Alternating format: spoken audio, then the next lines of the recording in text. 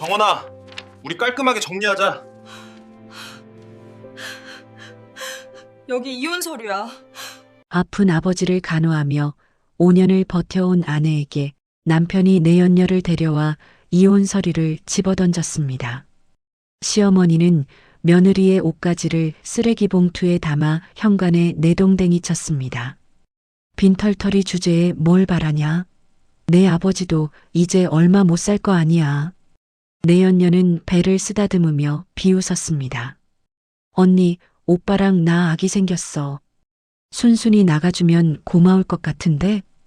그런데 어쩌죠? 저는 울기는커녕 웃음이 터져 나왔습니다. 망설임 없이 이혼 서류에 도장을 꾹 눌렀습니다. 후회하게 될 거야. 반드시. 쓰레기 봉투 하나 들고 쫓겨난 그 순간 어둠 속에서 검은색 고급 승용차 한 대가 미끄러지듯 다가왔습니다. 그들이 내쫓은 건 빈털터리 며느리가 아니라 자신들의 목줄을 쥔 사람이었다는 걸 꿈에도 몰랐던 겁니다. 과연 무슨 일이 벌어진 걸까요? 사연 시작 전에 구독과 좋아요를 눌러주시고 어디에서 듣고 계신지 댓글 남겨주시면 그곳으로 행복이 가득할 수 있도록 바라겠습니다. 새벽 2시였습니다. 온 세상이 잠든 시각, 정원의 휴대폰이 요란하게 울렸습니다. 어둠 속에서 화면에 푸른 불빛이 천장에 번졌고 발신자 표시에는 아버지 병원이라는 글자가 떠 있었죠. 정원은 벌떡 몸을 일으켰습니다. 심장이 쿵쿵 뛰기 시작했습니다.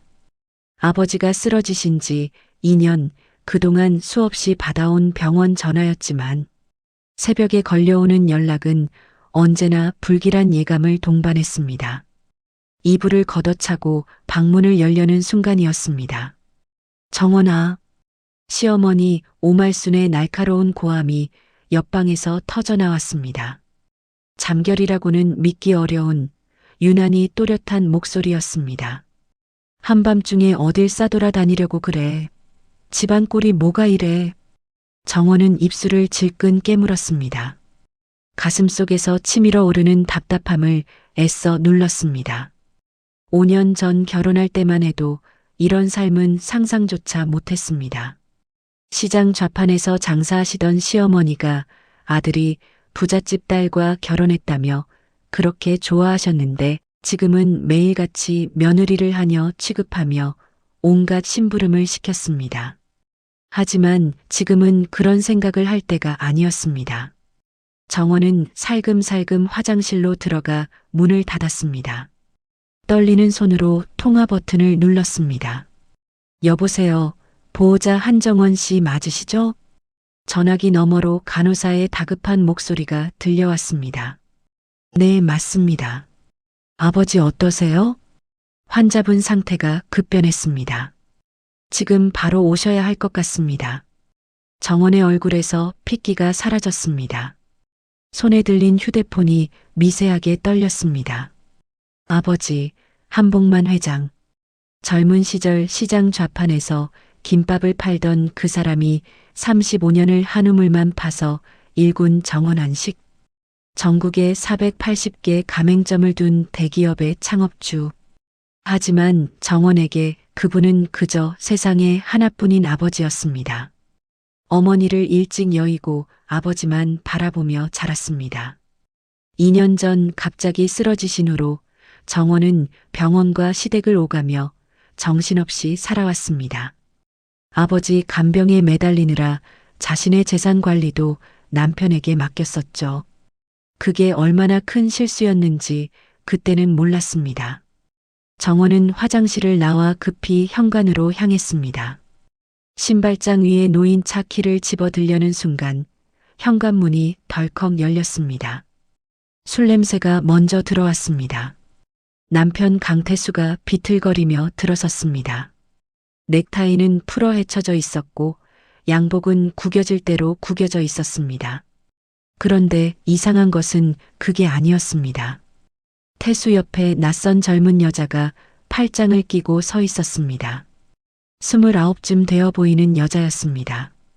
짧은 원피스에 진한 화장, 손목에는 한눈에 봐도 고가로 보이는 시계가 반짝이고 있었습니다. 정원은 멍하니 그 모습을 바라봤습니다. 이 시간에 남편이 다른 여자와 함께 들어온다는 것이 현실인지 꿈인지 분간이 되지 않았습니다. 마침 안 자고 있었네. 태수가 정원을 보며 입꼬리를 올렸습니다.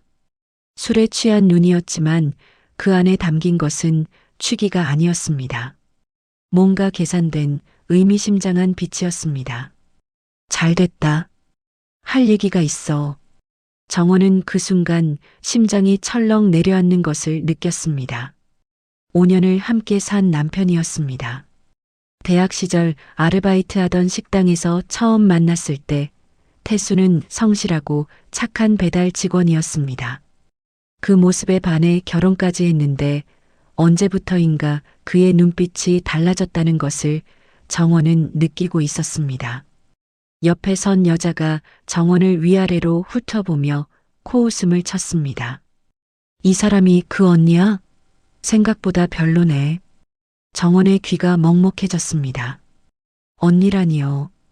이 여자가 자신을 뭐라고 부른 건지, 도대체 무슨 상황인 건지 머릿속이 하얘졌습니다. 바로 그때 거실불이 켜졌습니다.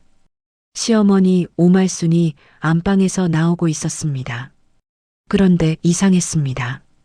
분명 몇 분 전까지 잠자리에서 고함을 질렀던 사람인데 시어머니는 이미 외출복을 갖춰 입고 있었습니다. 마치 이 상황을 기다리고 있었다는 듯이 아이고, 우리 유리 왔어? 시어머니가 낯선 여자에게 환하게 웃으며 다가갔습니다. 정원은 그 모습을 보며 숨이 턱 막혔습니다. 유리, 시어머니가 저 여자의 이름을 알고 있다. 그것도 저렇게 반갑게. 어머님, 밤늦게 죄송해요. 유리라는 여자가 능글맞게 웃으며 인사했습니다. 시어머니는 정원에게 눈길 한 번 주지 않고 유리의 손을 잡아 끌었습니다. 뭐가 죄송해, 우리 사이에. 어서 들어와, 배고프지? 정원아, 뭐해? 손님한테 뭐라도 내와. 정원은 움직일 수가 없었습니다. 다리에 힘이 풀렸습니다. 새벽 2시에 남편이 낯선 여자를 데리고 들어오고 시어머니가 그 여자를 마치 오래된 식구처럼 맞이하는 이 상황이 아버지가 위독하다는 전화를 받은 지 채 5분도 되지 않아 닥친 이 현실이 그제야 정원은 자신의 휴대폰 잠금 화면을 봤습니다. 정원한식 본사, 부재중 전화 17통. 언제 이렇게 많은 전화가 와 있었던 걸까요? 아버지 병원 전화에 정신이 팔려 미처 확인하지 못했습니다. 그리고 정원은 보았습니다. 태수의 양복 주머니에서 빨간색 칩이 삐져나와 있는 것을. 그게 뭔지는 몰랐지만 왠지 불길한 예감이 등골을 타고 흘렀습니다. 왜 그렇게 서 있어? 태수가 비아냥거리듯 말했습니다. 앉아. 진짜 할 얘기가 있다니까. 정원은 천천히 고개를 들어 남편을 바라봤습니다. 5년 전 결혼식 날 눈물을 글썽이시던 아버지의 얼굴이 스쳤습니다. 좋은 사람 만났으니 이 아빠는 그걸로 됐다고 하셨던 그 말씀이. 하지만 지금 눈앞에 있는 이 남자는 그때 그 사람이 아니었습니다. 정원은 알 수 없는 공포가 온몸을 휘감는 것을 느꼈습니다. 무언가 거대한 것이 무너지려 하고 있었습니다. 그리고 그 무너짐의 한가운데 자신이 서 있다는 것을. 그래요. 정원은 떨리는 목소리로 대답했습니다. 얘기해봐요. 거실의 시계가 새벽 2시 10분을 가리키고 있었습니다. 정원의 인생에서 가장 긴 밤이 시작되고 있었습니다. 5년 전 작은 한식당에서 소박한 결혼식이 열렸습니다. 하객이라고 해봐야 양가 친척 몇 명과 동네 이웃들이 전부였습니다. 화려한 웨딩홀 대신 아버지가 운영하는 식당 한쪽을 치우고 마련한 자리였죠. 그래도 정원은 행복했습니다. 사랑하는 사람과 평생을 함께하게 됐으니까요.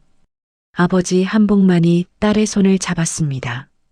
63의 투박한 손이었습니다. 시장 좌판에서 김밥을 말던 시절부터 35년간 한우물만 판 손이었죠. 그 손이 미세하게 떨리고 있었습니다. 우리 정원이 좋은 사람 만났으니 이 아빠는 그걸로 됐다. 아버지의 눈가가 촉촉하게 젖어 있었습니다. 아내를 일찍 떠나보내고 딸 하나만 바라보며 살아온 세월이었습니다. 그런 딸이 시집을 가는 날 아버지는 기쁨과 서운함이 뒤섞인 표정을 지었습니다. 아빠, 저 잘 살게요. 걱정 마세요. 정원이 아버지의 손을 꼭 쥐며 말했습니다. 그때 신랑 태수가 다가와 허리를 깊이 숙였습니다. 아버님, 정원이 제가 목숨 걸고 지키겠습니다. 당시 태수는 식당 배달 직원에서 막 식자재 납품업체를 차린 청년이었습니다. 대학 시절 아르바이트 하던 식당에서 정원과 처음 만났죠. 성실하고 착했습니다. 힘든 일도 마다하지 않았고 어려운 형편에도 불평 한마디 없었습니다. 정원은 그런 태수의 모습에 반했습니다. 아버지도 사위를 마음에 들어 했습니다. 자신처럼 맨손으로 일어서려는 청년이 기특해 보였던 거죠. 그런데 5년이라는 시간은 사람을 바꿔놓았습니다.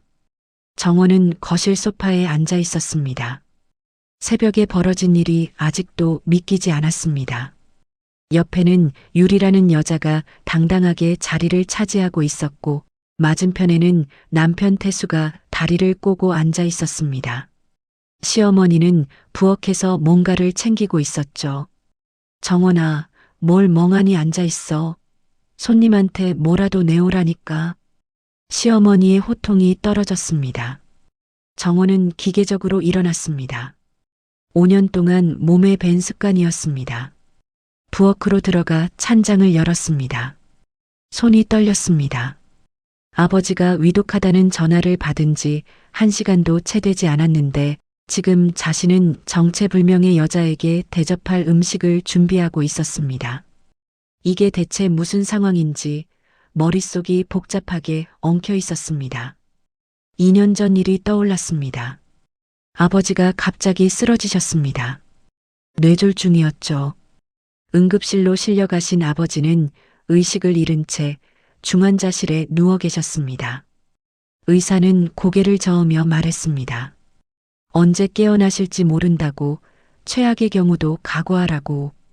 그날부터 정원의 삶은 완전히 달라졌습니다. 병원과 시댁을 오가며 정신없이 살았습니다. 아침에 시댁 식구들 밥을 차리고 낮에는 병원에 가서 아버지 곁을 지키고 저녁에는 다시 시댁으로 돌아와 집안일을 했습니다. 잠잘 시간도 부족했습니다. 자신을 돌볼 여유 같은 건 사치였죠. 그러던 어느 날 태수가 조심스럽게 말을 꺼냈습니다. 여보, 통장 관리는 내가 좀 할게. 너 지금 아버님 간병하느라 정신없잖아. 정원은 고마웠습니다. 남편이 자신을 배려해준다고 생각했습니다. 고마워요, 여보. 사업 잘 되고 있는 거죠? 응, 걱정 마. 다 잘 되고 있어. 태수는 그렇게 말하며 가끔 생활비만 건네줬습니다. 정원은 의심하지 않았습니다. 남편을 믿었으니까요. 그게 얼마나 큰 실수였는지 그때는 정말 몰랐습니다. 거실에서 웃음소리가 들려왔습니다. 정원이 과일을 담은 접시를 들고 나오자 세 사람이 소파에 모여 앉아 뭔가를 보고 있었습니다. 장식장에서 꺼낸 결혼 앨범이었습니다. 정원과 태수의 결혼식 사진이 담긴. 오빠, 여기 봐봐. 이때 진짜 젊었네. 유리가 킬킬거리며 앨범을 넘겼습니다. 정원은 그 모습을 보며 가슴이 서늘해졌습니다. 자신의 결혼 앨범을 정체불명의 여자가 마치 자기 것인 양 뒤적이고 있다니. 그러게 벌써 5년이나 됐네. 태수가 대수롭지 않게 대답했습니다. 정원을 쳐다보지도 않았습니다. 어머, 근데 오빠. 유리가 갑자기 앨범 한 페이지에서 손을 멈췄습니다. 눈이 동그래졌습니다. 이 사진 배경에 있는 건물, 어디서 많이 본 것 같은데? 정원의 심장이 쿵 하고 내려앉았습니다. 유리가 가리킨 사진은 결혼식 단체 사진이었습니다. 식당 앞에서 찍은 사진인데 그 뒤로 멀리 건물 하나가 보였습니다. 당시에는 작은 2층 건물이었지만 지금은 이거 요즘 TV 광고에 맨날 나오는 거 아니야? 정원한식 본사 건물. 태수의 표정이 순간 굳어졌습니다. 아주 짧은 찰나였지만 정원은 그것을 놓치지 않았습니다. 남편의 눈동자가 흔들렸습니다. 무언가를 숨기려는 사람의 눈빛이었습니다. 비슷하게 생겼네. 태수가 낮은 목소리로 대답했습니다. 평소와 달리 말끝이 흐려졌습니다. 그냥 비슷한 건물이야. 서울에 저런 건물 많잖아. 유리가 고개를 갸웃거렸습니다. 그래. 근데 진짜 똑같이 생겼는데. 저기 간판 글씨체도. 됐어. 그만 보자. 태수가 앨범을 덮었습니다. 유리가 의아한 표정을 지었지만 시어머니가 끼어들었습니다. 앨범은 나중에 보고 유리야, 배고프지? 정원아, 밥상 차려. 정원은 부엌으로 돌아가며 생각했습니다. 남편의 저 반응은 뭘까? 정원한식이라는 이름에 왜 저렇게 민감하게 반응하는 걸까? 정원한식. 아버지가 평생을 바쳐 일군 회사였습니다. 5년 전만 해도 작은 한식당 3개를 운영하는 소상공인이셨는데 그 사이 사업이 폭발적으로 성장했습니다. 전국에 480개 가맹점, 연매출 2천억 원. TV 광고에도 나오는 대기업이 됐죠. 하지만 정원은 그 성장 과정을 제대로 지켜보지 못했습니다. 아버지가 쓰러지시고 간병에 매달리느라 회사 일은 전문 경영인에게 맡겨져 있었습니다. 정원 자신은 그저 병원에서 아버지 손을 잡고 있는 게 전부였죠. 앞치마 주머니에서 바스락거리는 소리가 났습니다. 병원 영수증이었습니다. 이번 달 치료비 청구서.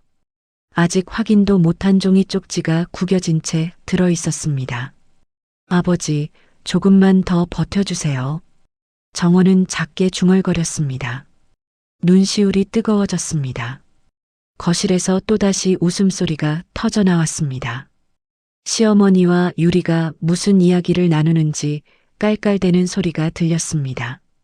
정원은 그 소리를 들으며 싱크대에 두 손을 짚었습니다. 뭔가 이상했습니다. 이 집에서 5년을 살았지만 오늘처럼 이질감을 느낀 적은 없었습니다. 마치 자신만 다른 세계에 있는 것 같은, 혼자만 왕따 당하는 것 같은 기분이었습니다. 그리고 남편의 아까 그 표정, 정원한식 본사 건물을 보고 순간 굳어졌던 그 얼굴. 정원은 알 수 없는 불안감에 휩싸였습니다. 5년 동안 믿어왔던 남편의 가면 뒤에 무엇이 숨어 있는 걸까요? 그리고 저 유리라는 여자는 대체 누구인 걸까요? 답을 알 수 없었습니다. 하지만 한 가지는 분명했습니다. 오늘 밤 무언가가 시작되려 하고 있었습니다. 다음 날 아침 정원은 시어머니 몰래 집을 나섰습니다.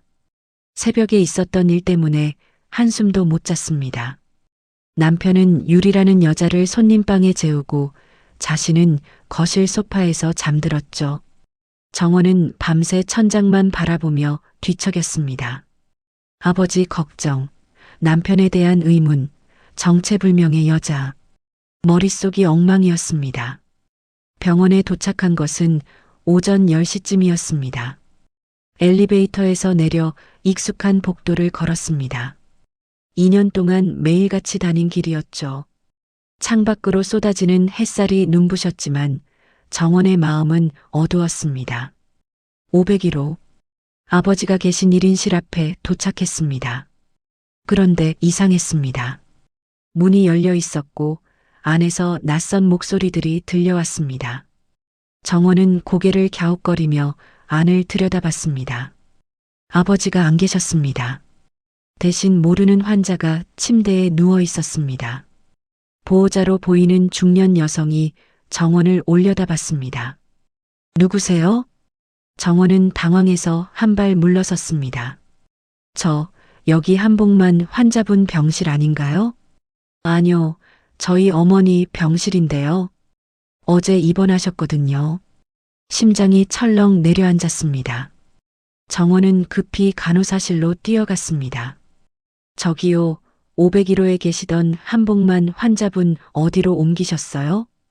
간호사가 컴퓨터를 확인하더니 대답했습니다. 아, 한복만 환자분이요. 603호 다인실로 옮기셨어요. 다인실이요? 왜요? 1인실 비용 제가 다 내고 있는데요. 잠시만요. 간호사가 화면을 몇 번 클릭했습니다. 보호자 강태수 님이 지난주에 병실 변경 요청하셨네요. 비용 절감하시겠다고. 정원은 귀를 의심했습니다. 태수가 비용 절감? 그게 무슨 소리예요? 저는 전혀 들은 적이 없는데요. 저희는 보호자분 요청대로 처리한 거라서요. 자세한 건 원무과에 문의해 보세요. 정원은 비틀거리며 603호를 찾아갔습니다. 문을 열자 코를 찌르는 소독약 냄새가 확 밀려왔습니다. 좁은 방 안에 침대 6개가 빽빽하게 들어차 있었습니다. 기침 소리, 신음 소리, TV 소리가 뒤섞여 시끄러웠죠. 그 한가운데 아버지가 누워 계셨습니다. 정원은 숨이 턱 막혔습니다. 68배 아버지가 낡은 침대에 웅크린 채 눈을 감고 계셨습니다. 2년간 의식이 없으신 상태였지만 적어도 1인실에서는 조용히 쉬실 수 있었습니다. 그런데 지금은 옆 침대 환자의 코 고는 소리가 바로 곁에서 들려오고 있었죠. 정원은 아버지 곁으로 다가가 주름진 손을 잡았습니다. 아빠 미안해요. 내가 몰랐어요. 눈물이 볼을 타고 흘러내렸습니다. 분노와 슬픔이 뒤엉켜 가슴이 터질 것 같았습니다. 집으로 돌아온 정원은 현관문을 열자마자 이상한 기운을 느꼈습니다. 조용했습니다. 시어머니도 태수도 유리도 보이지 않았습니다. 거실 탁자 위에 메모가 놓여 있었죠. 쇼핑 갔다 옴. 저녁은 알아서 해먹어. 시어머니의 삐뚤빼뚤한 글씨였습니다. 정원은 그 메모를 한참 바라봤습니다. 쇼핑이라. 셋이서 사이좋게 쇼핑을 갔군요. 정원은 천천히 서재로 향했습니다. 평소에는 들어가지 않는 방이었습니다. 태수가 사업 서류를 보관하는 곳이라며 자물쇠까지 달아놓았거든요. 하지만 오늘은 문이 열려 있었습니다.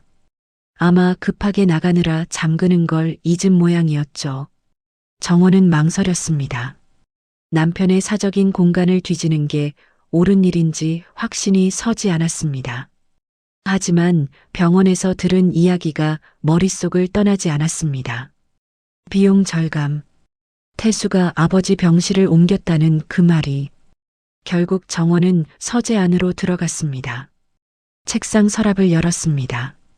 서류 뭉치가 가득했습니다. 납품 계약서, 거래처 명함, 영수증들. 그리고 그 밑에 묵직한 파일 하나가 있었습니다. 정원은 파일을 꺼내 펼쳤습니다. 첫 장을 보는 순간 심장이 멈추는 것 같았습니다. 공동명의 계좌 거래 내역서. 정원과 태수의 이름이 나란히 적힌 통장이었습니다. 2년 전 아버지가 쓰러지신 후 태수에게 관리를 맡겼던 바로 그 계좌였죠. 현재 잔액 230만 4,500원. 정원은 눈을 의심했습니다. 고개를 세차게 흔들고 다시 봤습니다. 하지만 숫자는 바뀌지 않았습니다. 230만 원. 9억 원이 넘게 들어있어야 할 계좌에 고작 230만 원. 손이 부들부들 떨렸습니다. 페이지를 넘겼습니다. 출금 내역이 빼곡하게 적혀 있었습니다. 사업 투자금 3천만 원, 사업 투자금 5천만 원, 사업 투자금 2천만 원. 5년간 수십 건의 투자금 명목 출금이 있었습니다. 처음에는 소액이었지만 점점 금액이 커졌죠. 그리고 최근 1년 사이의 내역은 더 충격적이었습니다. 시카지노 5천만 원, 시카지노 3천만 원, 엘백화점 2천만 원, 엘백화점 1,500만 원, 강남 오피스텔 보증금 3억 원, 카지노. 정원의 눈앞이 아찔해졌습니다. 어젯밤 태수의 양복 주머니에서 삐져나왔던 빨간 칩이 떠올랐습니다. 그게 카지노 칩이었던 거죠. 남편이 도박을 하고 있었던 겁니다. 그것도 아내 몰래, 아내의 돈으로. 그리고 강남 오피스텔 3억 원짜리 보증금. 정원은 서류 더미를 뒤졌습니다. 오피스텔 계약서가 나왔습니다. 계약자 이름을 보는 순간 온몸에 피가 얼어붙었습니다. 계약자 강태수, 차유리 공동명의. 유리. 어젯밤 남편 팔짱을 끼고 들어왔던 그 여자. 사업 파트너라고 했던 그 여자. 남편이 그 여자와 함께 오피스텔을 계약했습니다. 정원의 돈 3억 원으로. 무릎에 힘이 풀렸습니다. 정원은 바닥에 주저앉았습니다. 서류들이 와르르 쏟아졌습니다. 그 와중에 한 장의 종이가 눈에 들어왔습니다. 수익자 변경 동의서. 정원은 떨리는 손으로 그 종이를 집어들었습니다. 생명보험, 보험금 10억 원, 계약자 한정원, 원래 수익자 한복만, 변경 후 수익자 강태수. 정원의 서명란에 누군가의 글씨가 적혀 있었습니다. 분명 자신이 쓴 적 없는 서명이었습니다. 누군가 정원의 서명을 위조한 것이었죠. 이건 뭐야? 정원의 목소리가 떨렸습니다. 손에 들린 종이가 사시나무처럼 흔들렸습니다. 보험 수익자 변경. 그 의미를 생각하자 등골이 서늘해졌습니다. 만약 정원에게 무슨 일이 생기면 10억 원이 태수에게 간다는 뜻이었습니다. 남편이 아내의 보험 수익자를 자기 이름으로 바꿔놓았다는 것은. 정원은 공포에 질렸습니다. 이 사람이 정말 5년을 함께 산 남편일까요? 아니, 애초에 이 사람은 누구였던 걸까요? 정원은 떨리는 손으로 휴대폰을 꺼냈습니다. 모든 서류를 하나하나 촬영했습니다. 계좌 거래 내역서, 오피스텔 계약서, 보험 수익자 변경 동의서, 사진을 클라우드에 저장했습니다. 증거를 남겨야 했습니다. 마지막으로 서류 뭉치 사이에서 작은 영수증 하나가 눈에 띄었습니다. 세준법률사무소, 상담료 500만 원. 태수가 변호사를 만났다는 뜻이었습니다. 무슨 상담을 했는지는 모르지만 정원은 직감적으로 알 수 있었습니다. 이혼. 남편이 이혼을 준비하고 있는 거라고. 정원은 서류들을 원래대로 정리하고 서재를 나왔습니다. 거실 창밖으로 석양이 붉게 물들고 있었습니다. 5년간 믿어왔던 모든 것이 무너지는 소리가 들리는 것 같았습니다. 남편도 결혼도 이 집에서의 삶도 전부 거짓이었습니다. 하지만 정원은 알았습니다. 무너지기만 해서는 안 된다는 것을. 지금 자신에게 필요한 것은 눈물이 아니라 차가운 머리라는 것을. 정원은 주먹을 꽉 쥐었습니다. 두고 봐. 낮고 단단한 목소리였습니다. 며칠이 지났습니다. 정원은 아무렇지 않은 척 평소처럼 생활했습니다. 아침마다 시어머니와 남편의 밥상을 차리고 설거지를 하고 빨래를 널었습니다. 하지만 속으로는 불안과 분노가 뒤엉켜 잠을 이룰 수가 없었죠. 서재에서 발견한 서류들이 머릿속을 떠나지 않았습니다. 9억 원이 사라진 계좌, 카지노 출금 내역, 유리와 공동명의로 된 오피스텔, 그리고 위조된 서명이 적힌 보험 수익자 변경 동의서. 그 모든 것이 악몽처럼 정원을 짓눌렀습니다. 태수는 여전히 늦게 들어왔습니다. 술 냄새를 풍기며 거실 소파에 쓰러져 자거나 아예 들어오지 않는 날도 있었죠. 유리는 그 뒤로 집에 오지 않았지만 정원은 알고 있었습니다. 남편이 어디서 밤을 보내는지. 그리고 그날 저녁 7시쯤이었습니다. 정원은 부엌에서 된장찌개를 끓이고 있었습니다. 시어머니가 좋아하는 메뉴였죠. 5년 동안 수백 번은 끓였을 겁니다. 이제는 눈 감고도 만들 수 있었습니다. 현관문이 열리는 소리가 들렸습니다. 태수가 들어왔습니다. 그런데 오늘은 뭔가 달랐습니다. 술 냄새가 나지 않았습니다. 양복도 반듯하게 차려입고 있었고 손에는 서류 봉투를 들고 있었죠. 정원은 국자를 든 채 남편을 바라봤습니다. 불길한 예감이 스쳤습니다. 여보, 거실로 나와봐. 태수의 목소리는 차가웠습니다. 평소의 무심한 말투가 아니었습니다. 뭔가 단단히 결심한 사람의 목소리였죠.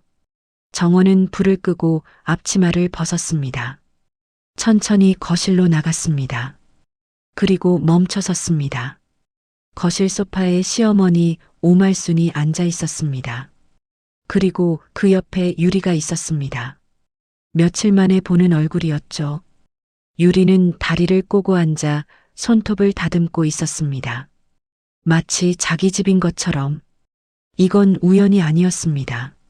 계획된 자리였습니다. 정원의 심장이 빠르게 뛰기 시작했습니다. 손끝이 차가워졌습니다. 무슨 일이 벌어지려는 건지 직감적으로 알 수 있었습니다. 태수가 테이블 위에 서류 봉투를 툭 던졌습니다. 정원아, 우리 깔끔하게 정리하자. 정원은 서류 봉투를 바라봤습니다. 손이 떨렸지만 애써 태연한 척했습니다. 정리라니요. 무슨 말이에요? 이혼이야. 태수가 봉투에서 서류를 꺼내 테이블 위에 펼쳤습니다. 이혼 합의서라는 글자가 선명하게 보였습니다. 정원의 이름이 적힌 서명란이 비어 있었죠. 여기 도장 찍어. 오래 끌 생각 없으니까. 정원은 멍하니 그 서류를 바라봤습니다. 알고 있었습니다. 서재에서 법률사무소 영수증을 발견했을 때부터 예감하고 있었죠. 하지만 막상 눈앞에서 이혼을 요구받으니 머릿속이 하얘졌습니다. 왜 갑자기 이러는 거예요? 갑자기는 무슨. 태수가 코웃음을 쳤습니다. 솔직히 말할게. 나 이제 너랑 못 살겠어. 지겨워. 그 말에 시어머니가 맞장구를 쳤습니다. 그래, 태수 말이 맞아. 5년 동안 밥만 축냈지. 한 게 뭐 있어? 오말순이 소파에서 일어났습니다. 정원을 위아래로 훑어보며 입꼬리를 비틀었죠. 애도 못 낳는 주제에 뭘 바라냐? 빈털터리가. 정원은 입술을 깨물었습니다. 온몸이 떨렸습니다. 5년 동안 참아왔던 모든 것들이 목구멍까지 차올랐습니다.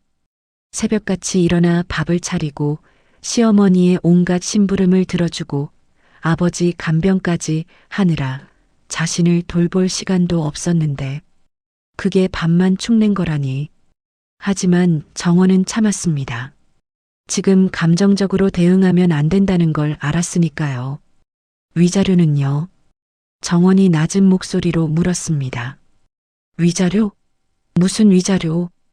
태수가 비웃었습니다. 내 아버지 병원비 대느라 살림 거덜난 거 알잖아. 줄 돈 없어. 정원은 치가 떨렸습니다. 9억 원을 빼돌려 놓고 살림이 거덜났다니. 그 돈으로 도박을 하고 내연녀와 오피스텔을 계약해 놓고 뻔뻔함에도 정도가 있었습니다. 바로 그때 시어머니가 안방으로 들어가더니 검은 쓰레기 봉투를 들고 나왔습니다. 봉투 안에는 정원의 옷가지들이 구겨져 들어 있었습니다. 미리 싸놓은 것이었죠. 자, 내 짐이야. 들고 나가. 오말순이 봉투를 현관 앞에 내던졌습니다. 쿵 하는 소리와 함께 봉투가 바닥에 나뒹굴었죠. 정원은 그 모습을 바라보며 눈앞이 아득해졌습니다. 저게 자신의 5년이었습니다. 쓰레기 봉투 하나에 담긴 삶. 내 아버지도 이제 얼마 못 살 거 아니야. 그 영감탱이 죽으면 뭘로 먹고 살려고? 순순히 나가는 게 나을 거다. 시어머니의 말에 정원은 주먹을 꽉 쥐었습니다. 손톱이 손바닥을 파고들었지만 아프지 않았습니다. 분노가 모든 감각을 삼켜버렸으니까요. 그때 유리가 소파에서 일어났습니다. 천천히 정원 앞으로 다가왔죠. 붉은 입술에 비웃음을 머금고 있었습니다. 언니 미안한데. 유리가 배를 쓰다듬으며 말했습니다. 나 오빠 아기 생겼어. 그러니까 순순히 나가주면 고마울 것 같은데? 정원은 유리를 바라봤습니다. 29의 젊은 얼굴, 자신감에 가득 찬 눈빛, 남의 남편을 빼앗고도 당당한 저 뻔뻔함이 역겨웠습니다. 아기라고요? 정원의 목소리가 떨렸습니다. 네, 아기. 언니는 5년 동안 못 낳았잖아. 나는 한 번에 됐는데. 유리가 킬킬거렸습니다. 시어머니도 함께 웃었죠. 그래, 내 손주야. 진작 이렇게 됐어야 했어. 정원은 더 이상 참을 수 없었습니다. 하지만 소리를 지르거나 울지 않았습니다. 대신 천천히 쓰레기 봉투를 집어들었습니다. 현관문 앞에 섰습니다. 문고리에 손을 얹었죠. 그리고 뒤돌아봤습니다. 거실에 서 있는 세 사람. 남편, 시어머니, 내연녀. 자신을 내쫓고 승리자처럼 웃고 있는 그들을. 정원은 입을 열었습니다. 조용하지만 단단한 목소리였습니다. 후회하게 될 거야. 태수가 코웃음을 쳤습니다. 뭐, 빈털터리가 뭘 어쩌겠다고? 웃기지 마. 정원은 대답하지 않았습니다. 그저 태수의 눈을 똑바로 바라봤습니다. 5년간 한 번도 보여준 적 없는 눈빛이었습니다. 차갑고 날카롭고 무언가를 결심한 사람의 눈. 반드시 그 한마디를 남기고 정원은 문을 열었습니다. 밖은 비가 내리고 있었습니다. 언제부터 내렸는지 모를 빗줄기가 세상을 적시고 있었습니다. 정원은 우산도 없이 빗속으로 걸어나갔습니다. 손에는 검은 쓰레기 봉투 하나만 들려 있었죠. 차가운 빗물이 머리카락을 타고 흘러내렸습니다. 얼굴에 달라붙는 머리카락 사이로 빗물인지 눈물인지 모를 것이 볼을 적셨습니다. 지나가는 사람들이 힐끗힐끗 쳐다봤습니다. 비 오는 밤에 쓰레기 봉투를 든 여자. 얼마나 초라해 보였을까요? 하지만 정원은 신경 쓰지 않았습니다. 지금은 창피함보다 분노가 더 컸으니까요. 골목 끝에 서서 정원은 하늘을 올려다봤습니다. 검은 하늘에서 빗줄기가 쏟아지고 있었습니다. 마치 세상이 자신에게 울어도 된다고 말하는 것 같았죠. 하지만 정원은 울지 않았습니다. 이를 악물었습니다. 주먹을 꽉 쥐었습니다. 가슴속에서 타오르는 불꽃이 느껴졌습니다. 분노, 그리고 결의. 바로 그때였습니다. 주머니 속 휴대폰이 울렸습니다. 정원은 떨리는 손으로 휴대폰을 꺼냈습니다. 빗물에 젖은 화면에 낯선 번호가 떠 있었습니다. 여보세요? 한정원 씨 맞습니까? 낯선 남자의 목소리였습니다. 차분하지만 어딘가 급한 듯한 톤이었죠. 네, 맞는데요. 누구세요? 저는 윤세준 변호사입니다. 정원한식 법무자문을 맡고 있습니다. 정원한식. 아버지 회사 이름이 나오자 정원의 심장이 쿵 뛰었습니다. 아버님 일로 연락드렸습니다. 아버지요? 아버지한테 무슨 일이? 정원의 목소리가 떨렸습니다. 또 무슨 일이 생긴 걸까요? 병실이 바뀐 것도 모자라서 이제 또 무슨. 하지만 세준의 다음 말은 예상과 완전히 달랐습니다. 아버님이 의식을 회복하셨습니다. 정원은 숨이 멎는 것 같았습니다. 네, 뭐라고요? 오늘 오후에 갑자기 눈을 뜨셨습니다. 의료진도 놀랐다고 합니다. 기적이라고요. 정원의 무릎에서 힘이 빠졌습니다. 빗속에서 그 자리에 주저앉을 뻔했습니다.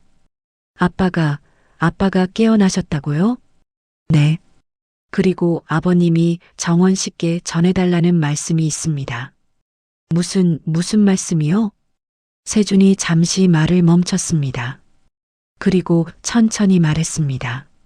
지금 바로 병원으로 와달라고 하셨습니다. 꼭 전해줘야 할 이야기가 있다고. 정원은 빗속에 서서 전화기를 꽉 움켜쥐었습니다. 아버지가 깨어나셨다. 2년 만에. 그리고 전해줄 이야기가 있다고. 정원의 눈에서 눈물이 흘러내렸습니다. 이번에는 슬픔의 눈물이 아니었습니다. 희망의 눈물이었습니다.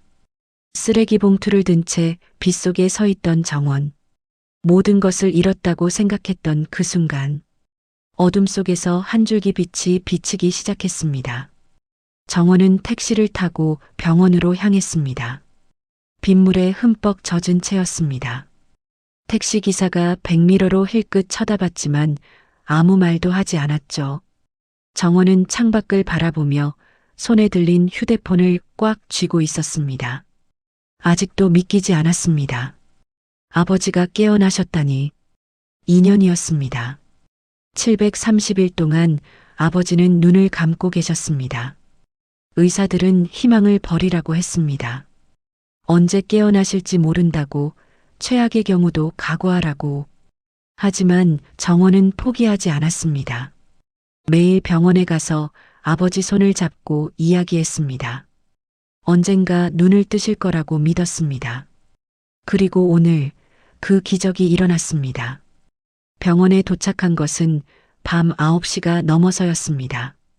정원은 택시에서 내려 병원 로비로 뛰어들어갔습니다. 젖은 운동화가 바닥에 삐걱거리는 소리를 냈지만 신경 쓸 겨를이 없었죠.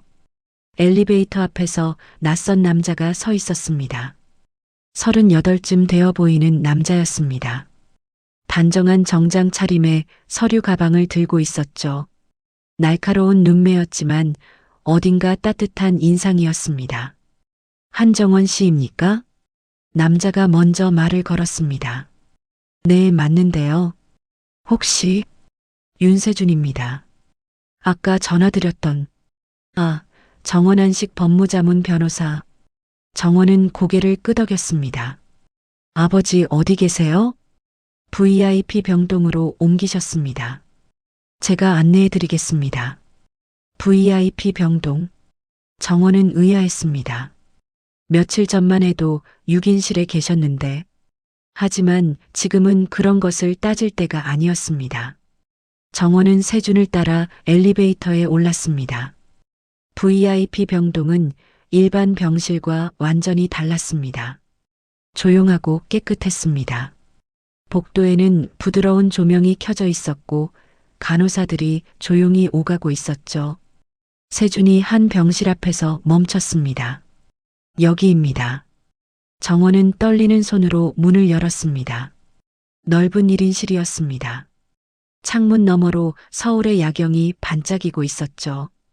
그리고 침대 위에 아버지가 눈을 뜨고 계셨습니다. 정원은 숨이 멎는 것 같았습니다. 2년 동안 닫혀있던 그 눈이 열려 있었습니다. 주름진 얼굴, 하얗게 센 머리카락, 마르고 거친 손. 하지만 살아 있었습니다. 눈을 뜨고 숨을 쉬고 정원을 바라보고 계셨습니다. 아빠. 정원의 입에서 떨리는 목소리가 새어나왔습니다. 한복만이 천천히 손을 들어 정원에게 손짓했습니다. 떨리는 손이었습니다. 정원아, 이리 온나. 그 목소리를 듣는 순간 정원의 눈에서 눈물이 쏟아졌습니다. 참을 수가 없었습니다. 2년 동안 듣고 싶었던 목소리였습니다. 아버지의 목소리. 정원은 달려가 아버지 곁에 무릎을 꿇었습니다. 아버지의 손을 두 손으로 꼭 잡았습니다. 거칠고 주름진 손이었습니다. 35년 동안 한우물만 판 손. 시장 좌판에서 김밥을 말던 시절부터 전국구 프랜차이즈를 일구기까지 모든 것을 담고 있는 손이었죠. 아빠 깨어나신 거예요? 정말이에요? 그래, 우리 딸. 아빠 여기 있다. 한복만이 정원의 머리를 쓰다듬었습니다. 투박한 손길이었지만 한없이 따뜻했습니다. 울지 마라. 아빠 안 죽어. 아직 할 일이 남았어. 정원은 고개를 들어 아버지를 바라봤습니다. 눈물 때문에 시야가 흐릿했습니다. 할 일이요? 한복만의 눈빛이 달라졌습니다. 환자의 눈이 아니었습니다. 35년간 사업을 일군 사람의 눈이었습니다. 날카롭고 단단하고 무언가를 결심한 눈. 다 알고 있다. 정원은 심장이 쿵 하고 내려앉았습니다. 네. 내 남편이 내 계좌에서 돈 빼간 것도 알고 내 보험 수익자 바꾼 것도 알아. 정원은 숨이 막혔습니다. 아버지가 어떻게 해? 2년 동안 의식이 없으셨는데 아빠가 어떻게 해? 이 사람이 다 조사했어. 한복만이 고개를 돌려 문 앞에 서 있는 세준을 바라봤습니다. 세준이 천천히 다가와 정원 옆에 섰습니다. 안녕하세요, 한정원 씨. 정식으로 인사드립니다. 세준이 명함을 건넸습니다. 윤세준, 세준법률사무소 대표 변호사. 저는 정원안식 법무자문을 10년째 맡고 있습니다. 회장님께서 쓰러지신 후에도 회사 법무를 담당하며 가족분들을 지켜봤습니다. 정원은 멍하니 세준을 바라봤습니다. 지켜보셨다고요? 네. 회장님께서 쓰러지시기 전에 저에게 말씀하셨습니다. 사위가 영 미덥지 않다고. 세준이 서류 가방에서 두꺼운 파일을 꺼냈습니다. 그래서 저는 강태수 씨의 행적을 주시했습니다. 그러다 6개월 전 도박 빚이 급증하는 정황을 포착했습니다. 이후 본격적인 조사에 들어갔고 이 증거들을 확보했습니다. 세준이 파일을 펼쳤습니다. 사진과 서류가 빼곡하게 들어 있었습니다. 이것은 도박장 CCTV 캡처입니다. 강태수 씨가 칩을 뿌리며 도박하는 장면입니다. 정원은 사진을 바라봤습니다. 태수였습니다. 카지노 테이블 앞에서 칩을 던지고 있는 모습. 옆에는 화려한 차림의 여자들이 붙어 있었죠. 이것은 차유리 씨와의 미래 사진입니다. 오피스텔 출입 장면, 호텔 투숙 기록까지 확보했습니다. 사진이 넘어갔습니다. 태수와 유리가 손을 잡고 오피스텔에 들어가는 장면, 호텔 로비에서 키스하는 장면. 정원은 이를 악물었습니다. 알고 있었지만 막상 증거를 보니 분노가 치밀어 올랐습니다. 그리고 이것이 가장 중요한 증거입니다. 세준이 녹음기를 꺼냈습니다. 재생 버튼을 눌렀습니다. 시어머니의 목소리가 흘러나왔습니다. 며느리 재산 다 빼앗아서 우리끼리 나눠 갖자. 어차피 그 영감탱이 죽으면 딸한테 상속되고 이혼하면 재산 분할로 우리 거 되는 거지. 태수의 목소리도 들렸습니다. 엄마 말대로 해. 그 여자 쫓아내고 유리 데려오면 돼. 정원은 두 손을 꽉 쥐었습니다. 손톱이 손바닥을 파고들었습니다. 5년 동안 같이 산 남편이었습니다. 밥을 차려주고 빨래를 해주고 아픈 아버지 간병하느라 자신을 돌볼 시간도 없었는데 그 뒤에서 이런 이야기를 하고 있었다니. 이 증거들이면 사기, 횡령, 사문서 위조로 형사고발이 가능합니다.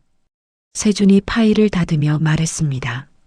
원하신다면 지금 바로 진행할 수 있습니다. 정원은 고개를 들어 아버지를 바라봤습니다. 한복만이 딸의 손을 꼭 잡았습니다. 정원아, 네 아빠. 내가 정원안식의 진짜 주인이다. 정원은 귀를 의심했습니다. 네, 무슨 말씀이세요? 회사 지분 51%가 내 이름으로 되어 있어. 정원의 머릿속이 하얘졌습니다. 51%? 정원안식 지분의 과반수가 자신 명의라고? 아빠가 언제? 내 엄마 재산 날마다 조금씩 내 앞으로 돌려놨다. 한복만의 눈가가 촉촉해졌습니다. 내 엄마가 떠나고 나는 너 하나만 보고 살았어. 이 회사도 결국 내 거야. 내가 행복하라고 만든 거야. 정원은 말을 잇지 못했습니다. 아버지가 그런 준비를 해놓으셨다니 한 번도 말씀하신 적이 없었는데 정원한식이 지금 얼마짜리인 줄 아냐? 한복만이 씩 웃었습니다. 전국 480개 가맹점, 연매출 2천억이야. 정원은 숨이 막혔습니다. 2천억. 그 회사의 51%가 자신 명의라면 내가 억만장자야. 이 바보 따라. 한복만이 정원의 손을 꼭 쥐었습니다. 빈털터리가 아니야. 내 남편 놈이 빼간 9억은 내 재산의 티끌만도 못해. 정원은 그제야 모든 것이 이해되기 시작했습니다. 유리가 결혼 앨범에서 정원한식 본사 건물을 알아봤을 때 태수가 보였던 반응. 그가 숨기려 했던 것. 정원이 진짜 누구인지를. 미안하다 딸아. 한복만의 목소리가 떨렸습니다. 내가 쓰러지는 바람에 내가 고생했구나. 이 못난 아빠 때문에. 아니에요 아빠. 정원이 아버지의 손을 꽉 잡았습니다. 아빠 잘못 아니에요. 제가 바보였어요. 남편을 너무 믿었어요. 이제 내 자리를 찾아라. 한복만이 단호하게 말했습니다. 아빠가 도와줄게. 저놈들한테 당한 거 100배로 갚아줘라. 정원은 아버지의 눈을 바라봤습니다. 2년 동안 닫혀있던 그 눈에 불꽃이 타오르고 있었습니다. 35년간 맨손으로 사업을 일군 사람의 투지가. 정원은 눈물을 닦고 천천히 일어섰습니다. 아빠, 저 이제 안 당해요. 목소리가 달라졌습니다. 떨림이 사라지고 단단함이 채워졌습니다. 제가 얼마나 강한지 보여드릴게요. 세준이 정원을 바라봤습니다. 빗물에 젖은 머리카락, 쓰레기 봉투를 들고 쫓겨났을 초라한 모습은 온데간데 없었습니다.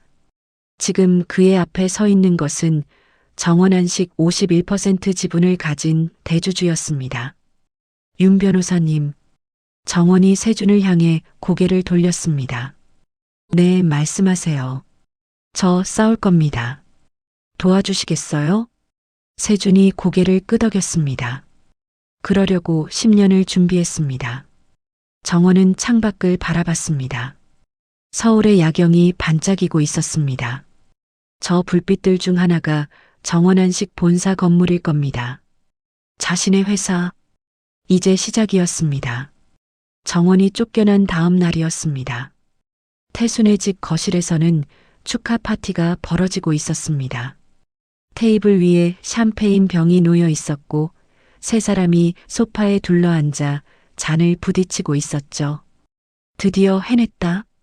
태수가 샴페인 잔을 높이 들며 환호했습니다. 얼굴이 붉게 달아올라 있었습니다. 기쁨과 흥분이 뒤섞인 표정이었죠. 그 찐따 같은 거 쫓아냈어. 5년 만에. 시어머니 오말순이 맞장구를 쳤습니다. 아이고, 속이 다 시원하다. 그 질긴 게 결국 꼬리를 내렸네. 오말순은 화려한 금색 블라우스를 입고 있었습니다. 평소에는 꺼내지도 않던 옷이었죠. 오늘이 얼마나 특별한 날인지 보여주려는 듯 했습니다. 어머님, 저도 한 잔 주세요. 유리가 애교 섞인 목소리로 말하며 빈 잔을 내밀었습니다. 오말순이 흐뭇한 표정으로 샴페인을 따라줬습니다. 그래, 우리 유리. 이제 내가 이 집 안주인이야. 정말요? 어머님. 유리가 환하게 웃으며 오말순의 팔을 감쌌습니다. 며칠 전까지 그 자리에 있던 정원은 이런 대접을 받아본 적이 없었습니다. 항상 부엌에서 밥을 차리거나 빨래를 널거나 시어머니의 심부름을 하고 있었죠. 태수가 잔을 내려놓고 의기양양하게 말했습니다. 이제 본격적으로 시작이야. 뭐가? 유리가 고개를 갸웃거렸습니다. 정원한식 지분. 태수의 눈이 번쩍였습니다. 탐욕이 가득한 눈빛이었습니다. 그 장인 양반이 죽으면 딸한테 상속되잖아. 근데 그 딸이랑 나는 이제 이혼 절차 들어가는 거고. 그래서 재산 분할. 결혼 중에 생긴 재산은 반반이야. 아니, 내가 사업한다고 투자했으니까 더 받을 수도 있어. 오말순이 눈을 빛내며 물었습니다. 지분이 얼마나 된다고? 글쎄, 정확히는 모르지만 한 몇 퍼센트? 그래도 큰 돈일 거야. 태수는 정원한식의 정확한 규모를 몰랐습니다. 장인이 작은 한식당 몇 개를 운영한다고만 알고 있었죠. 5년 사이에 얼마나 성장했는지, 지분이 누구 명의로 되어 있는지는 관심도 없었습니다. 그저 장인이 죽으면 뭔가 떨어지겠거니 하는 막연한 기대만 있었죠. 정원이가 아버지 간병한다고 회사 일은 손 놓고 있었잖아. 그 틈에 내가 잘 비집고 들어가면 돼. 태수가 자신만만하게 말했습니다. 일단 이혼 확정되면 위자료 협상 들어가고 거기서 최대한 뜯어내는 거야. 유리가 태수의 팔을 잡으며 말했습니다. 오빠, 그럼 우리 결혼하는 거지? 진짜로? 당연하지. 내가 내 아이 가졌잖아. 태수가 유리의 배를 쓰다듬었습니다. 유리가 수줍은 척 웃었죠. 물론 그 뱃속에는 아무것도 없었습니다. 거짓 임신이었으니까요. 하지만 태수는 그 사실을 몰랐습니다. 오말순이 흐뭇한 표정으로 두 사람을 바라봤습니다. 그래, 내 손주야. 빨리 낳아라. 아들이면 더 좋고. 어머님, 아들 낳을게요. 약속해요. 유리가 오말순의 손을 꼭 잡았습니다. 며느리와 시어머니라기보다는 공범에 가까운 모습이었죠. 오말순이 창밖을 바라보며 중얼거렸습니다. 근데 그 늙은이가 빨리 죽어야 할 텐데 얼마나 더 버틸라고. 태수가 고개를 끄덕였습니다. 병원비도 아깝고 내가 병실 6인실로 옮겨놨거든. 그래도 돈이 줄줄 새. 잘했어. 어차피 의식도 없는데 뭘 1인실이야. 오말순이 코웃음을 쳤습니다. 2년 동안 의식 없이 누워있는 노인에게 돈 쓰는 게 아깝다는 투였죠. 유리가 휴대폰을 꺼내 셀카를 찍었습니다. 오빠, 나 이거 SNS에 올려도 돼? 뭘? 샴페인 파티. 인스타에 올리면 팔로워들이 좋아할 것 같아. 태수가 손을 저었습니다. 아직은 안 돼. 이혼 절차 끝나고 올려. 에이, 알았어. 유리가 입술을 삐죽거렸습니다. 하지만 금방 기분이 풀렸죠. 곧 이 집의 안주인이 될 거라는 생각에. 며칠이 지났습니다. 태순의 집은 평화로웠습니다. 아니, 그들 기준으로는 그랬죠. 아침마다 밥을 차려주던 정원이 없으니 오말순이 투덜거리긴 했지만 유리가 배달 음식을 시켜주며 비위를 맞췄습니다. 저녁 7시 세 사람은 거실에서 TV를 보고 있었습니다. 드라마가 끝나고 뉴스가 시작됐습니다. 오말순이 채널을 돌리려고 리모컨을 집어드는 순간 화면에 속보 자막이 떴습니다. 속보입니다. 앵커의 목소리가 긴장감 있게 울렸습니다. 국내 대표 한식 프랜차이즈 정원한식의 한복만 회장이 기적적으로 의식을 회복했습니다. 오말순의 손에서 리모컨이 떨어졌습니다. 뭐? 태수가 벌떡 일어났습니다. 얼굴이 하얗게 질려 있었습니다. 2년간 혼수 상태였던 한복만 회장이 오늘 오후 갑자기 눈을 떴으며 의료진은 기적이라고 말하고 있습니다. 화면에 정원한식 본사 건물이 비쳤습니다. 그리고 한복만 회장의 사진이 나왔죠. 건강하던 시절의 사진이었습니다. 당당하고 카리스마 넘치는 표정. 정원한식은 전국 480개 가맹점을 보유한 대형 프랜차이즈로 연매출 2천억 원에 달하는 것으로 알려져 있습니다. 태수의 눈이 휘둥그레졌습니다. 480개? 2천억? 그가 알던 정원한식은 작은 한식당 몇 개였습니다. 결혼할 때만 해도 시장통 근처 허름한 식당이 전부였죠. 그게 5년 사이에 이렇게 커졌다고? 오말순도 입을 다물지 못했습니다. 세상에 저 노인네가 그렇게 큰 부자였어? 유리가 휴대폰을 꺼내 정원한식을 검색했습니다. 기사들이 쏟아져 나왔습니다. 전국구 프랜차이즈, 한식의 자존심, 연매출 2천억의 신화. 유리의 얼굴이 일그러졌습니다. 오빠, 이거 진짜야? 정원이네 아버지가 이렇게 큰 회사 사장이었어? 태수가 대답하지 못했습니다. 머릿속이 복잡하게 돌아가고 있었습니다. 2천억. 그 회사의 상속자가 정원이라면 자신이 쫓아낸 그 여자가. 뉴스는 계속됐습니다. 한복만 회장은 내일 긴급 기자회견을 열고 중대 발표를 할 예정이라고 밝혔습니다. 자막이 화면 하단에 흘렀습니다. 한복만 회장, 내일 오전 11시 긴급 기자회견. 중대 발표 예고. 태수가 TV 앞으로 다가갔습니다. 화면을 뚫어지게 쳐다봤습니다. 중대 발표? 뭔데? 오말순이 불안한 표정으로 아들을 바라봤습니다. 태수야, 이거 괜찮은 거야? 그 노인네가 깨어났다는데. 모르겠어. 근데 설마 우리한테 뭘 하겠어? 태수가 애써 태어난 척했습니다. 하지만 목소리가 떨리고 있었습니다. 증거도 없는데. 우리가 뭘 잘못한 것도 아니고. 유리가 태수의 팔을 잡았습니다. 오빠, 혹시 모르니까 정원 언니한테 연락해 볼까?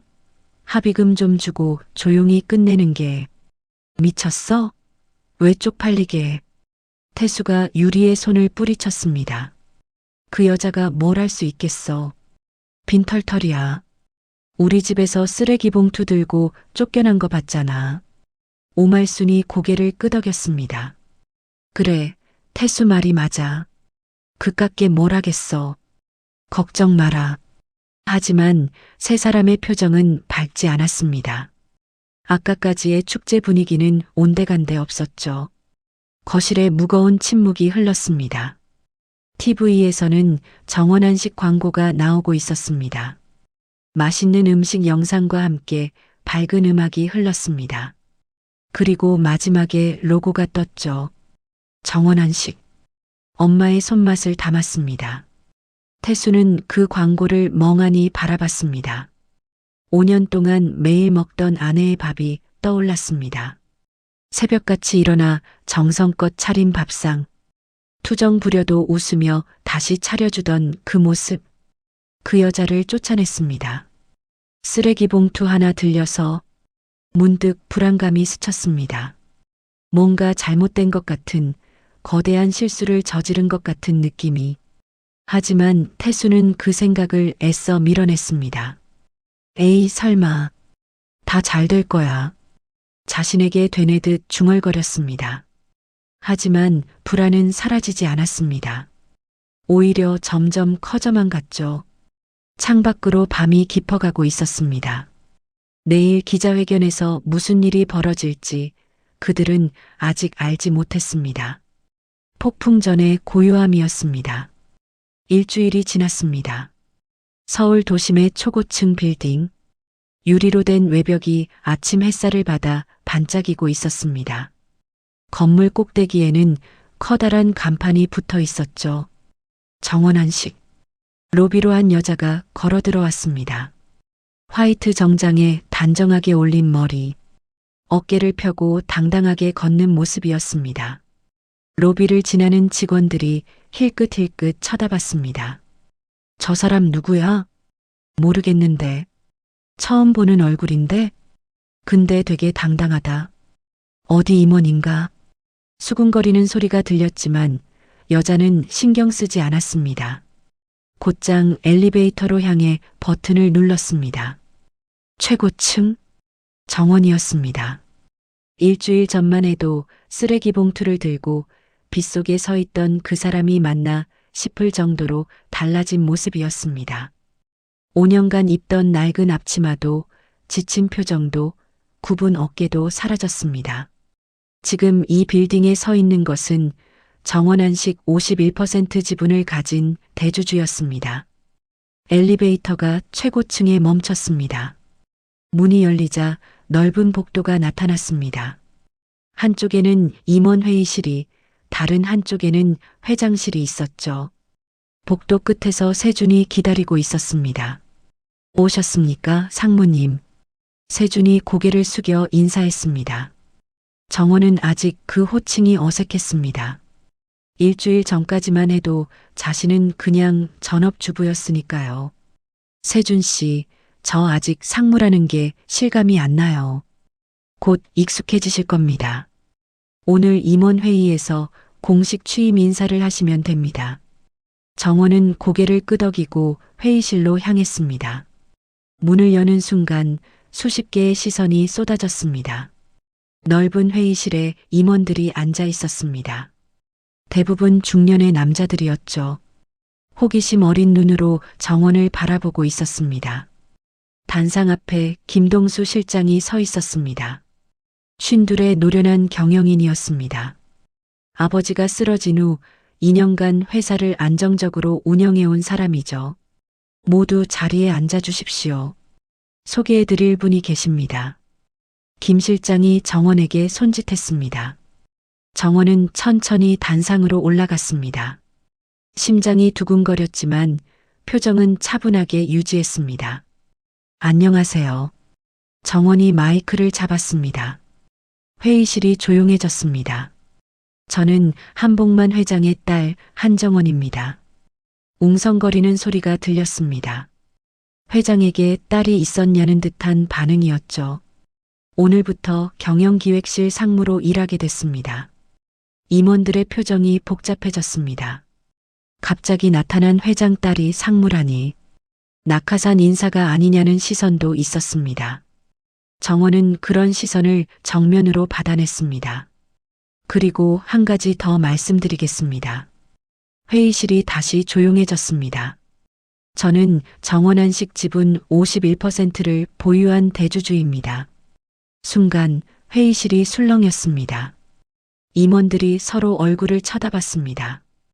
51%라면 과반수가 넘는 지분이었습니다. 사실상 이 회사의 주인이라는 뜻이었죠. 앞으로 아버지께서 완전히 회복하실 때까지 제가 경영 전반을 살피겠습니다. 잘 부탁드립니다. 정원이 허리를 숙여 인사했습니다. 임원들도 어색하게 일어나 답례했습니다. 분위기가 완전히 달라져 있었죠. 아까까지 호기심 어린 눈빛은 사라지고 긴장과 경계의 눈빛이 가득했습니다. 회의가 끝난 후 정원은 새로 배정받은 상무실로 들어갔습니다. 넓은 방이었습니다. 창문 너머로 서울 시내가 한눈에 내려다 보였죠. 책상 위에는 아버지의 사진이 놓여 있었습니다. 건강하던 시절 정원한식 백호점 오픈 기념식에서 찍은 사진이었습니다. 정원은 잠시 그 사진을 바라봤습니다. 아빠, 제가 해낼게요. 조용히 중얼거렸습니다. 노크 소리가 들렸습니다. 세준이 문을 열고 들어왔습니다. 손에는 두꺼운 서류 파일을 들고 있었죠. 상무님, 잠시 이야기 나눌 수 있으시겠습니까? 네, 들어오세요. 세준이 소파에 앉았습니다. 정원도 맞은편에 자리를 잡았습니다. 오늘 회의 잘하셨습니다. 임원들 표정이 완전히 달라졌더군요. 그랬나요? 저는 너무 긴장해서 잘 모르겠어요. 정원이 쓴웃음을 지었습니다. 아직 이 모든 상황이 낯설었습니다. 일주일 전만 해도 시댁에서 밥이나 차리던 사람이었는데 지금은 2천억 원짜리 회사의 상무라니. 세준이 서류 파일을 테이블 위에 올려놓았습니다. 이제 본격적인 이야기를 해야 할 것 같습니다. 무슨 이야기요? 그들에 대한 처리요. 정원의 표정이 굳어졌습니다. 그들, 남편 태수, 시어머니 오말순, 내연녀 유리, 자신을 5년간 이용하고 쫓아낸 사람들. 지금 바로 형사 고발할 수도 있습니다. 증거는 충분하니까요. 세준이 말했습니다. 하지만 저는 다른 방법을 제안드리고 싶습니다. 다른 방법이요? 그들이 스스로 무덤에 들어오게 만드는 겁니다. 정원이 고개를 갸웃거렸습니다. 세준이 서류를 펼쳤습니다. 창립 35주년 기념행사 계획서가 보였습니다. 다음 주에 정원한식 창립 35주년 기념행사가 있습니다. 서울 최고급 호텔에서 열릴 예정이에요.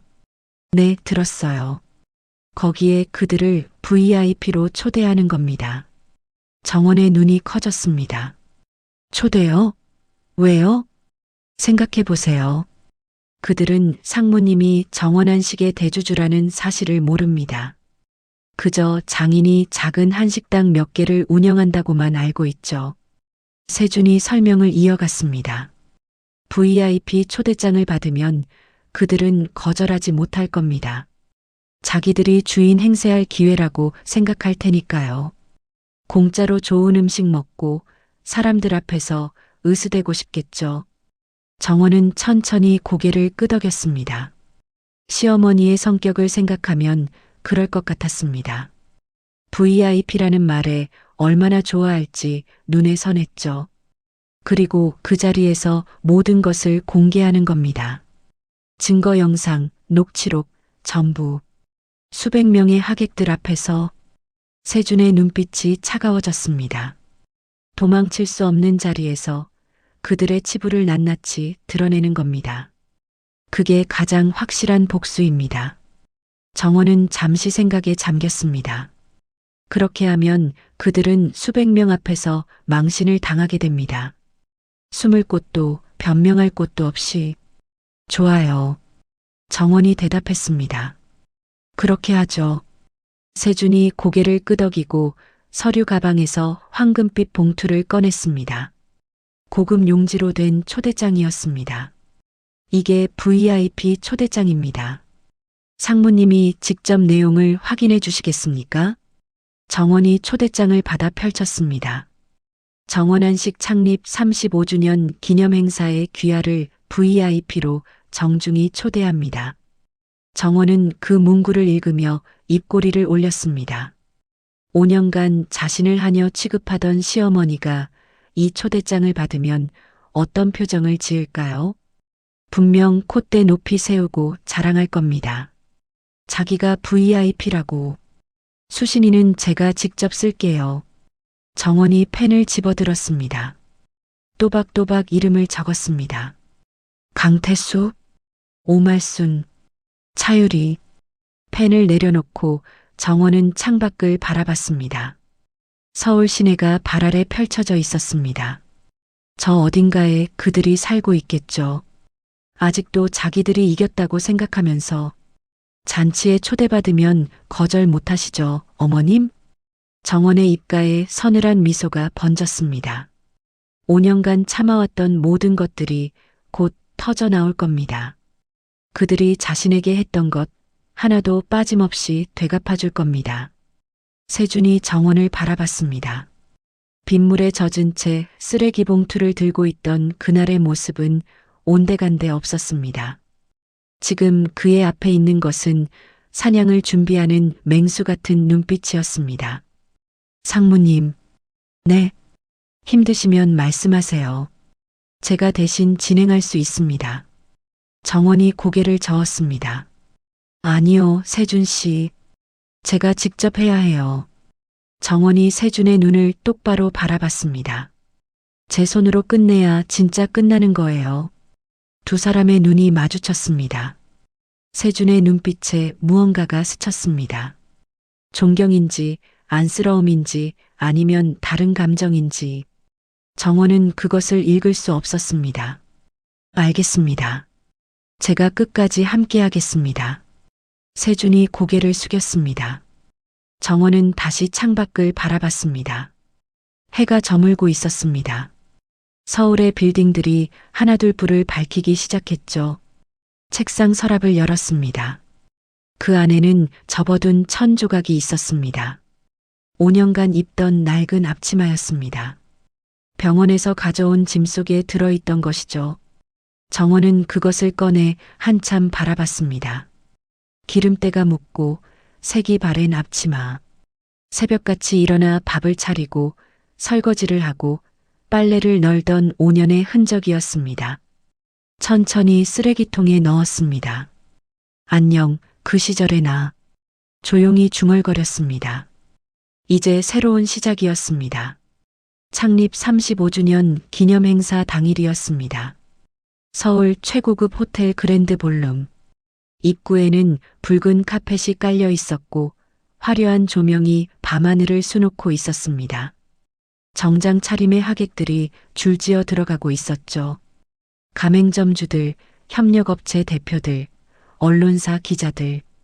정원한식의 35년 역사를 축하하기 위해 모인 사람들이었습니다. 그 인파 사이로 세 사람이 나타났습니다. 태수, 오말순, 유리. 태수는 양복을 차려입고 있었습니다. 얼핏 보면 고급스러워 보였지만 자세히 보면 어딘가 어색했습니다.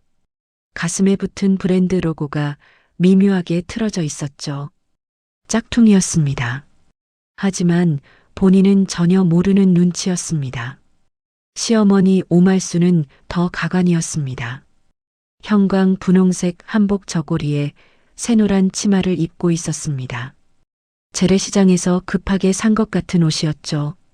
화려하려고 했는데 오히려 촌스러워 보였습니다. 머리에는 금색 비녀까지 꽂고 있었습니다. 유리는 짧은 원피스에 반짝이는 가방을 들고 있었습니다. 가방에 새겨진 브랜드 로고의 철자가 틀려 있었지만 역시 본인은 모르고 있었죠. 자신만만한 표정으로 주변을 둘러보고 있었습니다.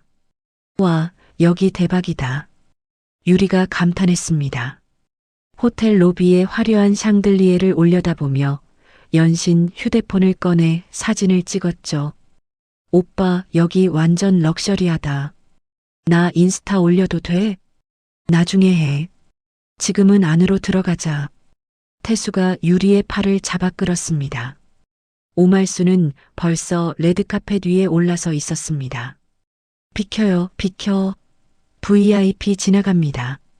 오말순이 큰 소리로 외쳤습니다. 주변 하객들이 힐끗힐끗 쳐다봤습니다. 대부분 어이없다는 표정이었죠. 저 촌스러운 차림에 VIP라니. 어머, 저 사람 뭐야? 글쎄, 어디서 왔대? 수군거리는 소리가 들렸습니다. 하지만 오말수는 그것을 부러움의 시선으로 착각했습니다. 맞지? 사람들이 다 우리를 쳐다봐. 오말순이 뿌듯한 표정으로 말했습니다. 태수가 민망한 듯 고개를 숙였지만 말리지는 않았습니다. 접수대에 도착했습니다. 직원이 공손하게 인사했습니다. 초대장 보여주시겠습니까? 태수가 황금빛 초대장을 내밀었습니다. 직원이 확인하더니 고개를 끄덕였습니다. 아, 네. 강태수님 일행이시군요. VIP석으로 안내해 드리겠습니다. 그래, 빨리 안내해.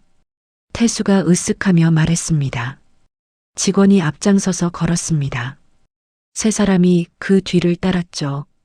그랜드 볼룸 안은 더 화려했습니다.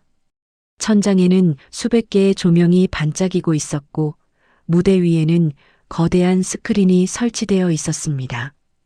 원형 테이블마다 하얀 식탁보가 깔려 있었고 고급 식기들이 세팅되어 있었죠. VIP석은 무대 바로 앞이었습니다. 가장 좋은 자리였죠. 여기가 우리 자리야? 대박! 유리가 의자에 앉으며 감탄했습니다. 오말순도 두리번거리며 자리를 잡았습니다. 그래, 이 정도는 돼야지. 우리가 누군데? 오말순이 거드름을 피웠습니다. 웨이터가 다가와 샴페인을 따라줬습니다. 오말순이 잔을 집어들고 한 모금 마셨습니다. 이게 비싼 술 맛이구나. 사실 오말순은 샴페인을 마셔본 적이 별로 없었습니다. 하지만 아는 척하며 고개를 끄덕였죠. 지나가던 가맹점주 한 명이 오말순 앞에서 멈췄습니다. 오말순이 그를 붙잡았습니다. 저기요, 나 한복만 회장 사돈이야. 앞으로 잘 부탁해요. 가맹점주가 어리둥절한 표정을 지었습니다. 네, 사돈이요? 그래, 내 아들이 회장 사위거든. 그러니까 나는 사돈인 거지. 가맹점주가 고개를 갸웃거리며 자리를 떠났습니다. 뭔가 이상하다는 표정이었죠. 하지만 오말수는 신경 쓰지 않았습니다. 태수는 테이블 위에 명함을 꺼내놓고 있었습니다. 지나가는 사람마다 붙잡고 명함을 건넸죠. 안녕하세요, 강태수입니다. 앞으로 정원한 식이랑 사업 많이 하게 될 거예요. 아, 네. 상대방은 어색한 표정으로 명함을 받았습니다. 누군지도 모르는 사람이 갑자기 사업 이야기를 하니 당황스러웠겠죠. 유리는 셀카 찍기에 바빴습니다. 샴페인 잔을 들고 화려한 조명을 배경으로 온갖 포즈를 취했습니다. 이거 대박이다. 팔로워들 완전 부러워하겠어. 유리가 휴대폰 화면을 보며 중얼거렸습니다. 해시태그를 달았습니다. 정원한식 VIP 파티, 사모님 일상, 럭셔리 라이프. 유리야, 아직 올리지 마. 나중에. 태수가 말렸습니다. 알았어, 오빠. 저장만 해둘게. 유리가 입술을 삐죽거렸습니다. 세 사람은 완전히 방심한 상태였습니다. 자기들이 VIP 대접을 받는 줄로만 알았죠. 주변 사람들의 경멸 섞인 시선을 부러움으로 착각했습니다. 곧 닥칠 재앙은 꿈에도 모른 채 시간이 흘러 행사가 시작됐습니다. 사회자가 무대에 올라 인사를 했습니다. 창립 35주년을 축하하는 말과 함께 정원한식의 역사를 소개했죠. 스크린에 옛날 사진들이 지나갔습니다. 시장 좌판에서 김밥을 팔던 시절부터 전국구 프랜차이즈가 되기까지의 여정이었습니다. 이제 곧 특별한 순서가 있겠습니다. 잠시만 기다려 주십시오. 사회자가 말하고 무대에서 내려갔습니다. 오말순이 하품을 했습니다. 지루하네. 밥은 언제 나와? 조금만 기다려, 엄마. 태수가 대답했습니다. 그도 슬슬 지루해지고 있었죠. VIP라서 좋은 자리에 앉긴 했는데 특별히 해주는 것도 없고 바로 그때였습니다. 행사장 조명이 서서히 어두워지기 시작했습니다.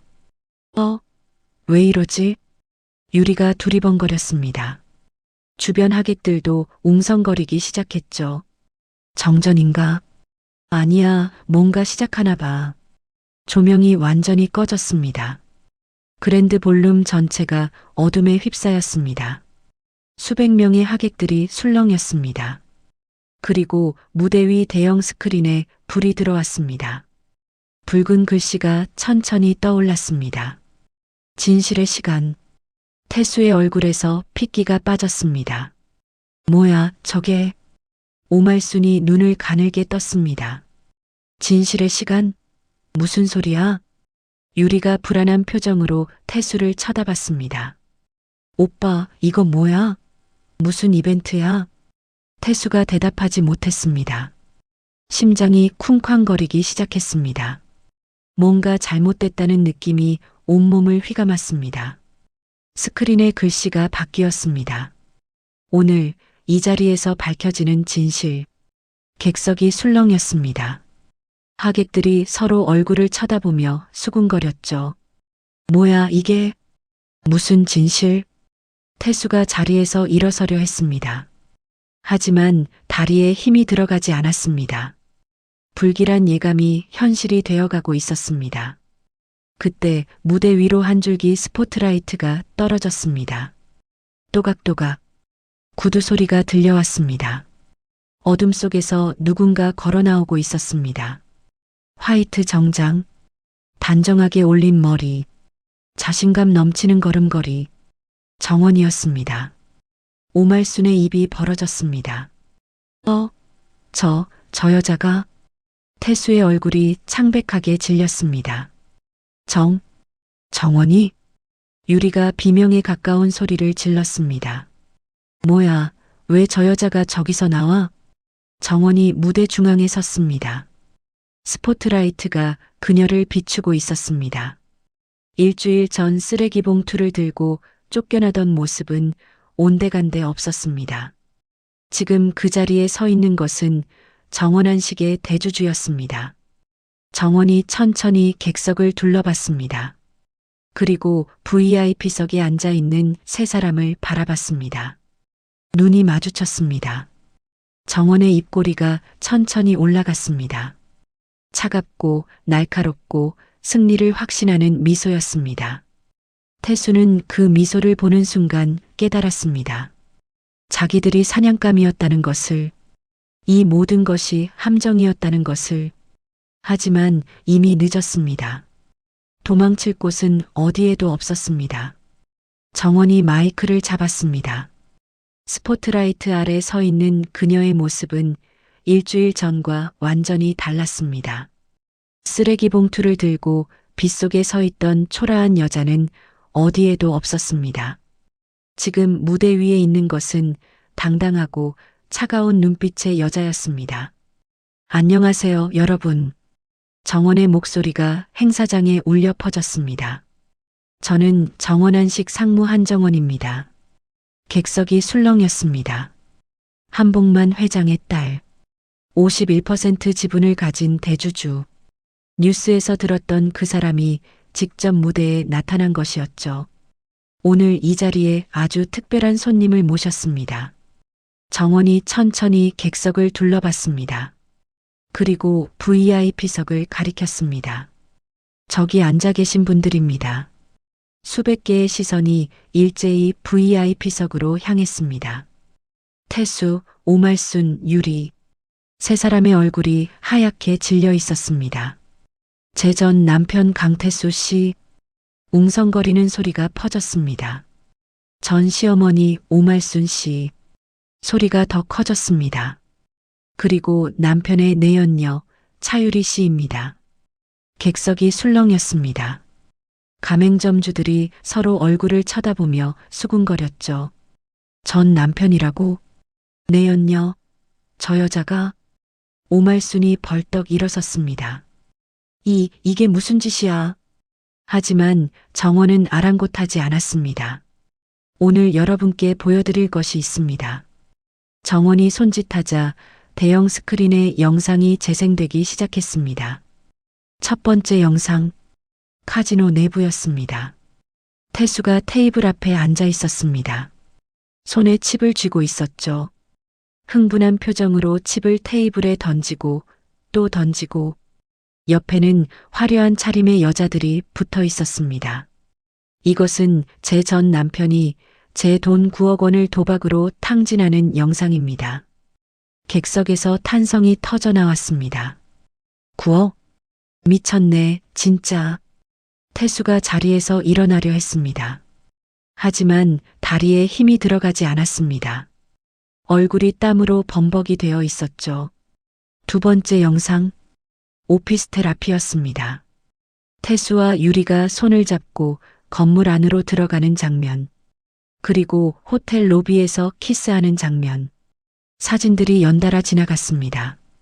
이것은 제가 아버지 간병하는 동안 남편이 내연녀와 만나던 증거입니다.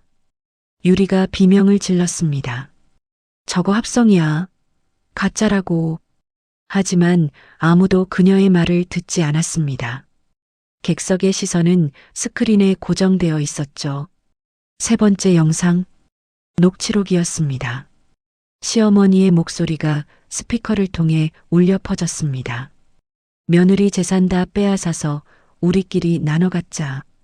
그 여자 쫓아내고 유리 데려오면 되지. 태수의 목소리도 들렸습니다.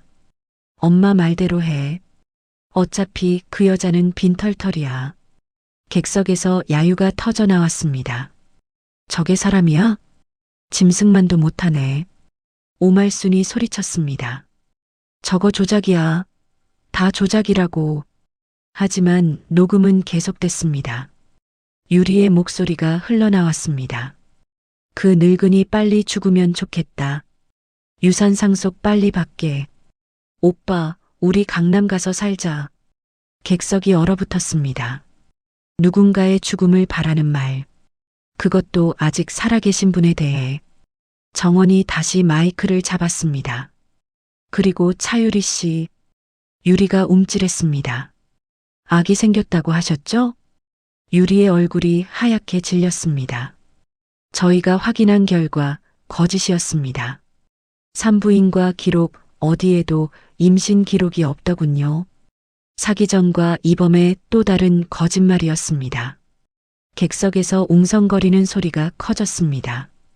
사기 전과 이범, 거짓 임신까지. 유리가 발버둥 쳤습니다. 아니야, 거짓말이야. 나 진짜 임신했어. 하지만 아무도 믿지 않았습니다. 그 순간 오말순이 유리에게 달려들었습니다. 이거 사. 내가 꼬리쳐서 우리 집안 망친 거야. 오말순이 유리의 머리채를 움켜잡았습니다. 유리가 비명을 질렀습니다. 아, 이거 나요. 미쳤어? 유리가 오말순을 밀쳤습니다. 오말순이 비틀거리며 테이블에 부딪혔죠. 샴페인 잔이 쏟아지고 음식이 바닥에 흩어졌습니다. 이 늙은이가 진짜. 유리가 소리쳤습니다. 두 사람이 서로 핥히고 밀치기 시작했습니다. 태수는 그 틈을 타 도망치려 했습니다. 의자를 박차고 일어나 출구 쪽으로 뛰었죠. 하지만 테이블 다리에 걸려 넘어졌습니다. 으악! 바닥에 엎어진 태수. 양복이 음식물로 범벅이 됐습니다. 바로 그때 행사장 문이 열렸습니다. 정장 차림의 남자들이 들어왔습니다. 형사들이었습니다. 선두에 선 형사가 세 사람에게 다가갔습니다. 강태수, 오말순, 차유리 씨. 형사가 수갑을 꺼내며 말했습니다. 사기, 횡령, 사문서 위조 혐의로 체포합니다. 영장이 발부되어 있습니다. 오말순이 발버둥 쳤습니다. 나한테 이러면 안 돼. 나는 VIP라고. 하지만 형사는 아랑곳하지 않고 수갑을 채웠습니다. 유리도 태수도 차례로 수갑이 채워졌습니다. 태수가 정원을 바라봤습니다.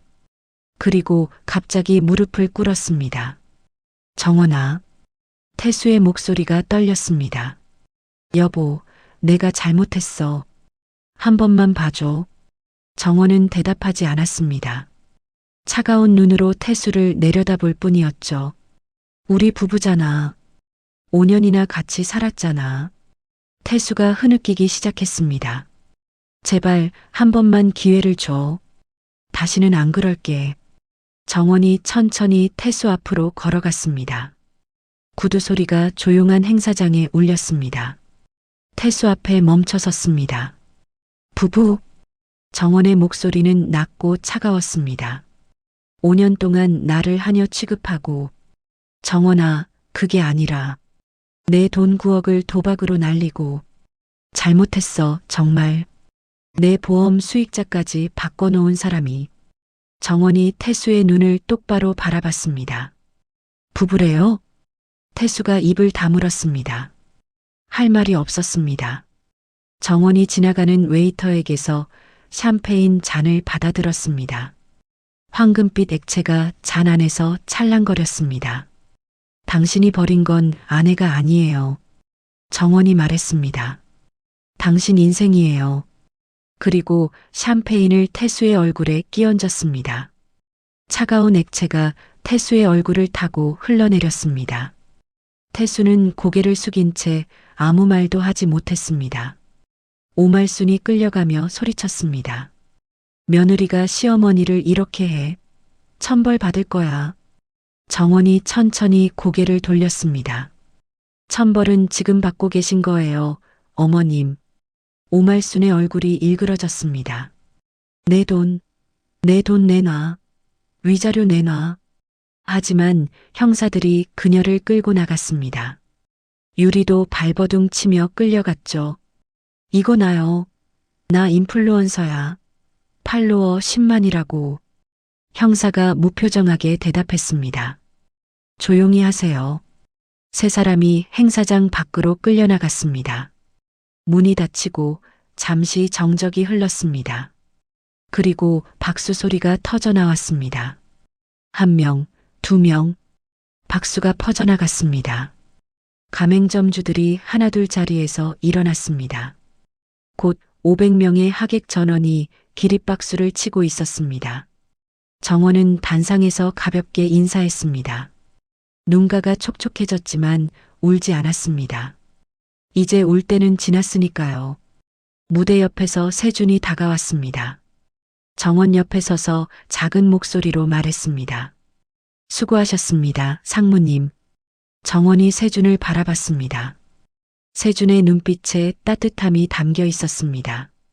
고마워요, 세준 씨. 당신이 없었으면 못했을 거예요. 아닙니다. 상무님이 해내신 겁니다. 두 사람의 눈이 마주쳤습니다. 잠깐이었지만 무언가가 오고 간 것 같았습니다. 정원이 다시 객석을 바라봤습니다. 아직도 박수 소리가 울려 퍼지고 있었습니다. 5년간 참아왔던 모든 것이 끝난 순간이었습니다. 아니, 끝이 아니었습니다. 정원이 미소 지었습니다. 이제 시작이에요. 2년이 흘렀습니다. 계절이 8번 바뀌는 동안 세상은 많이 달라져 있었습니다. 교도소 독방이었습니다. 태수가 차가운 바닥에 쭈그리고 앉아 있었습니다. 낡은 죄수복을 입고 형편없는 머리를 한 채 2년 전 짝퉁 양복을 입고 VIP 행세를 하던 모습은 온데간데 없었습니다. 밥이다. 723번. 간수가 철창 사이로 식판을 밀어 넣었습니다. 차가운 밥에 시든 나물 반찬. 태수는 그것을 멍하니 바라봤습니다. 교도소 생활은 지옥이었습니다. 다른 죄수들은 태수를 사기꾼, 마누라, 돈 처먹은 놈이라고 불렀습니다. 아무도 그와 어울리려 하지 않았죠. 매일 구석에서 혼자 밥을 먹었습니다. 태수는 정원에게 수십 통의 탄원서를 보냈습니다. 용서해달라고, 한 번만 기회를 달라고. 하지만 단 한 통도 답장이 오지 않았습니다. 전부 읽지도 않은 채 반송되어 돌아왔죠. 태수가 차가운 밥을 떠먹으며 중얼거렸습니다. 정원이가 해주던 밥이 그립다. 눈물이 뚝뚝 떨어져 밥 위에 섞였습니다. 내가 왜 그랬을까? 왜? 하지만 후회해도 소용없었습니다. 이미 모든 것을 잃은 뒤였으니까요. 무료 요양원 6인실이었습니다. 오말순이 침대에 누워 천장을 바라보고 있었습니다. 한때 형광 분홍색 한복을 입고 VIP 행세를 하던 사람이라고는 믿기 어려운 모습이었습니다. 낡은 환자복을 입고 허옇게 센 머리카락이 흐트러져 있었죠. 전 재산이 몰수됐습니다. 아들이 횡령한 돈은 전부 환수됐고 공범으로 처벌받아 남은 것이 아무것도 없었습니다. 갈 곳이 없어 무료 요양원 신세를 지게 됐죠. 설상가상으로 치매 초기 증상까지 나타났습니다. 내 돈, 내 며느리, 정원아. 오말순이 하루 종일 같은 말을 반복했습니다. 간병인이 한숨을 쉬었습니다. 또 시작이네. 며느리 하루 종일. 오말순이 창밖을 멍하니 바라봤습니다. 무엇을 보는지 무슨 생각을 하는지 알 수 없었습니다. 그저 텅 빈 눈으로 허공을 응시할 뿐이었죠. 한때 며느리를 하녀 취급하며 온갖 구박을 하던 사람의 최후였습니다. 고시원 단칸방이었습니다. 유리가 좁은 방 안에 쭈그리고 앉아 컵라면을 먹고 있었습니다. 한때 인스타그램에 럭셔리 라이프 해시태그를 달던 사람이라고는 믿기 어려운 모습이었습니다. 사기 전과가 산범이 됐습니다. 어디서도 취업이 되지 않았죠. 남은 돈은 바닥났고 고시원 월세도 밀리고 있었습니다.